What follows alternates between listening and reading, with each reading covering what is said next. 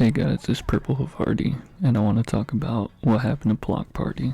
One day, a coworker and I were talking. Where I work, we have this stereo that plays Pandora. I know that's not my choice of streaming service, but it's whatever. We were listening to a bluesish song, and he looked at me and said, "Hey man, what happened to the Black Keys?" And I was like, "I don't know, but that sounds like a good video idea." So I do some research and come to find out that Metal 8 did a great video on what happened to the Black Keys, which is great and everyone should check that out. But then in my mind, I asked myself, well, what the heck happened to Block Party?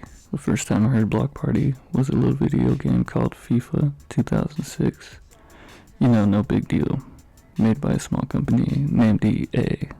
Anyways, the song was Helicopters, which is outstanding. Bloc Party is an indie British rock band that was formed in 1999. Kelly on vocals, Russell on lead guitar, Gordon on bass, and Matt on drums. They apparently got their big break by handing their demo, She's Hearing Voices, to ABC Radio 1 DJ Steve Lamgoch. After that, the band would record with Paul Epworth, and what they made was a banger of a song called Banquet. Now, if there ever was a song that you'd heard by Bloc Party or stumbled upon or remember, it's this one. Let me just say the bass line, although it comes in late in the song, is well worth the wait. It's so dancey and catchy. They weren't even signed yet, and the song had the UK buzzing about this band. For good reason though.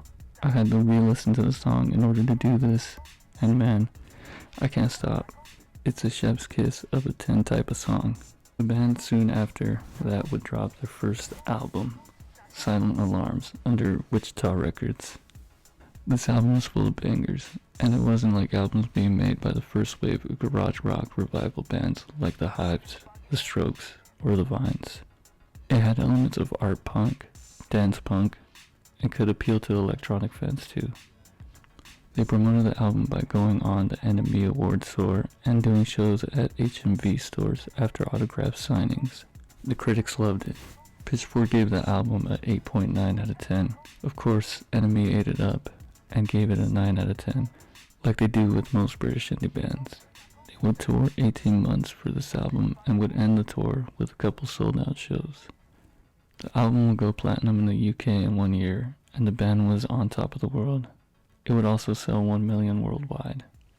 A Weekend in the City, the band's second effort, would be released. Would also be received very well. The first single, The Prayer, would hit number 4 in the UK, and the album would hit number 2 spot in the UK album charts.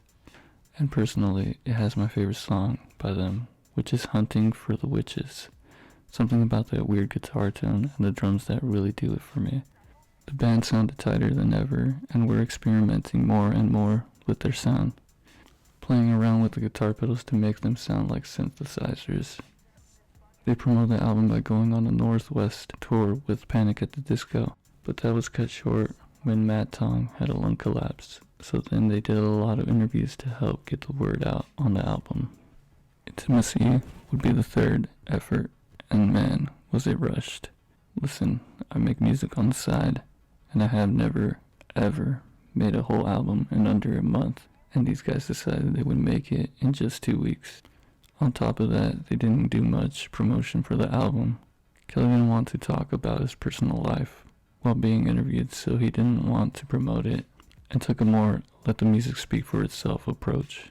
I personally don't like this approach. I think Kelly could have gotten vulnerable with his fans and a lot of teenagers who are going through some heartbreak. Kind of like I was during that time. Shout out to all the sad boys.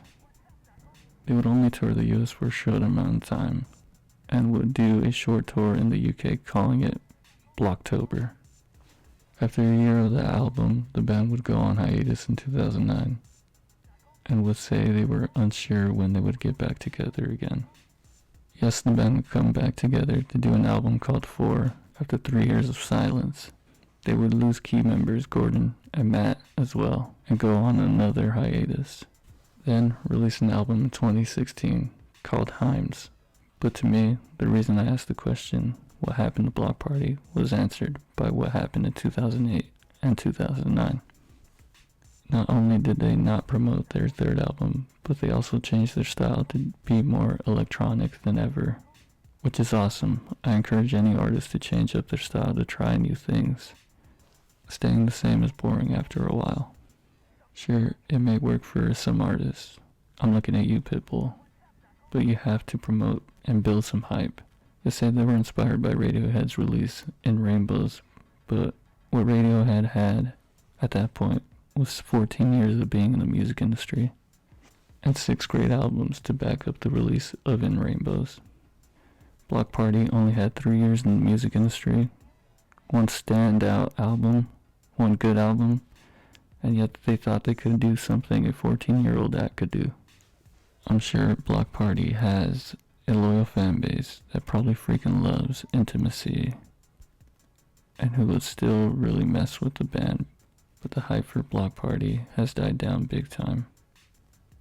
And who knows, maybe they can release something in the future that will rock the world the same way their first 2 albums did back in the mid-2000s.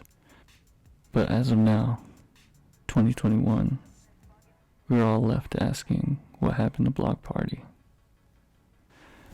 If you'd never listened to Bloc Party, please check out their first album.